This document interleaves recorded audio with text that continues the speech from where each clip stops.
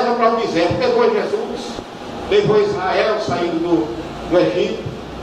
Porque o deserto é um campo de ensino. No deserto nós aprendemos a viver uma vida cristã como convém. Quando estamos bem, quando estamos abastecidos da alegria, da fé, até parece que a gente fica paralisado e a gente fica engordando como boi cevado. E às vezes Deus precisa nos tirar do nosso comodismo e nos colocar no deserto, na crise.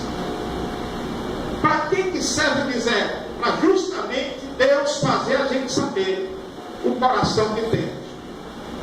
Nós achamos que temos um coração bom, e talvez o coração não seja tão bom, porque a Bíblia nos adverte que não devemos confiar em nosso próprio coração. Maldito o homem que confia no homem, maldito o homem que confia no seu coração, nas suas reações. Mas no deserto ele começa a aprender que ele precisa do outro, que ele precisa de ajuda superior, ele precisa se encontrar no meio do deserto. Tem pessoas que nascem, até mostra que está querendo chegar a um ponto de sucesso na vida, sabe? Mas depois começa a descobrir que o sucesso na nossa vida não é como nós queremos. Tem uma razão que leva ao sucesso e tem razões que levam à derrota. Não é por muito aparecer, não é por muito estudar, não é por muito conhecer que vamos ter sucesso. A Bíblia nos fala disso quando abrimos no livro de Daniel. Abre aí, Daniel. No capítulo 1, nós encontramos certas situações que nos garantem ter sucesso na vida. Sucesso, vitória, êxito em tudo que fizermos.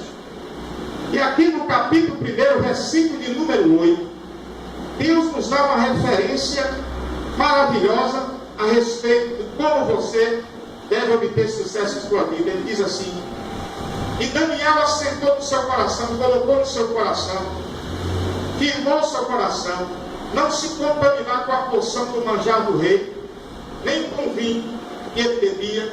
Portanto, pediu ao chefe dos eunucos que lhe concedesse não se contaminar. Ou seja, Daniel se separou, Daniel se colocou numa posição de vanguarda para Deus, confiou nas promessas de Deus. Ele não confiou no jornal dos concursos, ele não confiou na palmada das costas de alguém que disse que vai ter muito sucesso, ele não confiou nos livros de ajudas que muita gente compra para saber como falar, como olhar e como fazer para ter sucesso. Não, Daniel era um jovem, era um adolescente quando chegou a Babilônia, era um menino, mas o Espírito de Deus estava sobre ele, né? E o princípio de sabedoria é esta fé, esta confiança que ele tem em Deus. A Bíblia diz que Daniel tinha este Espírito sobre a vida dele, e a primeira coisa que ele fez, com muita galantia, muita sabedoria, foi confrontar os dois mundos. Ele chamou o rei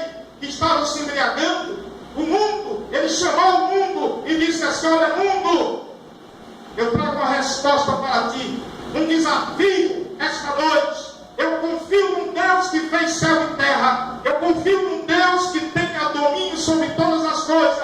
Agora eu vou confrontar contigo, com tuas grandes lojas e grandes presentes que tem para me dar. Vamos ver qual é a diferença. Vamos ver quem vai permanecer: os filhos da luz ou os filhos das trevas, aquele que peca ou aquele que vive debaixo da mão desse Deus. Foi isso que Daniel fez. Daniel confrontou o mundo lá fora com o mundo que estava dentro dele. E a Bíblia diz que para você ter vitória é preciso confiar no Deus que você tem. Eu só fiz o desafio. Se Daniel estivesse aqui hoje, ele ia dizer: porque eu confio no meu Deus, porque eu sei o Deus em que eu grito e servi. Bate no teu irmão aí do lado e diz assim: você crê no Senhor seu Deus? É? E foi fraco, Senhor seu Deus. Pergunta: você crê no Senhor seu Deus? Você sabe a razão de muita gente estar murmurando. Você sabe a razão de muita gente estar aí se desgastando, não quer mais nem vir à igreja, não quer mais saber da Bíblia. Sabe por quê? Porque confiança na palavra de Deus. A palavra de Deus, ela tem que ser vivida. A palavra de Deus não é para ser apenas um requisito de sabedoria. Ela tem que ser não só uma teoria, mas uma prática. Nós temos que exercitar nossa vida como Daniel exercitou. E a primeira coisa que ele fez para ser um vencedor no reino de Babilônia, você sabe qual foi? Pergunta aí, irmão, você sabe o que Daniel fez? Você sabe o que você precisa fazer também? O que esse telefone está fazendo agora? Não se fala. Daniel parou na oração, falou com o seu Deus e começou a aplicar. A primeira coisa que ele começou a fazer foi confiar. Saber que Deus estava com ele em todos os momentos. Então o coração de Daniel entrava nele. Por que entender? Eu sei para onde vou, eu sei o que devo fazer, eu sei quem eu sou, eu sei quem é meu Deus. A Bíblia diz que ele tinha um trabalho devocional, irmão, de oração todos os dias. E ele orava quantas vezes ao dia? 3. Com as mãos voltadas para onde? Para a cidade de Jerusalém. Por que ele orava para Jerusalém? Porque ele estava longe de casa. Ele já tinha no seu coração voltar para Jerusalém. E para ele voltar para Jerusalém, Jerusalém tinha que estar de pé. Jerusalém teria que estar no mesmo lugar. A razão daquele povo estar sendo escravizado só era uma: pecado. Quando o povo pecava, Deus levantava alguém para ser juiz daquele povo. E naqueles dias, Nabucodonosor, o grande rei da Babilônia, era o grande juiz do povo de Israel. Porque a Bíblia diz que o povo pecou e Deus entregou nas mãos de Nabucodonosor. Eu vou trazer isso para os dias de hoje.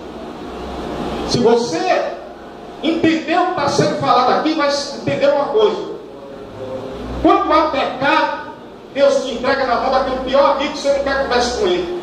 Deus te entrega na mão de todo menos daquele amigo. Aí Deus te entrega na mão daquele. Você vai para a porta dele, você vai se humilhar aos pés dele, você vai pedir a ele. Sabe por quê, irmão? Porque Deus levanta o inimigo, aquele que te aflige, para ser teu juiz.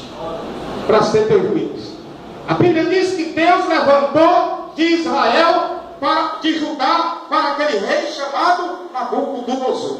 Mas eu quero também tocar para você algo que vai mudar a sua vida. Primeira coisa, Daniel escolheu caráter acima de conforto. O que é caráter, irmão? São qualidades, boas ou más, que conduzem nossa vida. Mas podemos ser conhecidos por bom caráter ou mau caráter, por pessoa que pratica o bem ou pratica o mal. Mas Daniel colocou a sua dignidade acima do conforto do palácio. Eu acho interessante isso. Ele foi escolhido para os cargos de posição alta, mas Daniel ainda era o Daniel, o servo de Deus.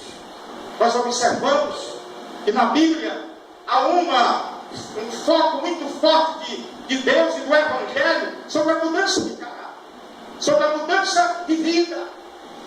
A Bíblia diz que aquele que roubava não rouba mais, aquele que mentia não mente mais, aquele que traía não trai mais. Sabe por quê? Porque o interessante é o caráter, a carcaça humana. O homem tem que haver uma mudança dentro dele.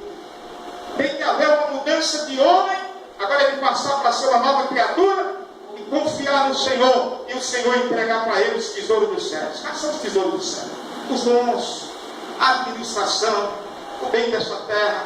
E ele diz: faz a minha vontade e te darei de comer o melhor dessa terra. O que é o melhor dessa terra? Será os grandes banquetes dos reis? Não. É estar na presença de Deus, que ele tira do mundo e coloca você sobre o lugar onde estão os fins, para que você seja reconhecido e foi tratado e poderosamente transformado pela mão do Senhor. Lá está Daniel. Eu acho interessantíssima a passagem de Daniel, porque quando ele enfrenta o rei, ele não enfrenta com exaltação, não. Ele enfrenta como alguém que tinha algo que o rei gostava. O rei gostava de desafio, o rei gostava de jovens, sábios, entendidos, inteligentes. Mas também a mão do Senhor trabalhava na vida de Daniel.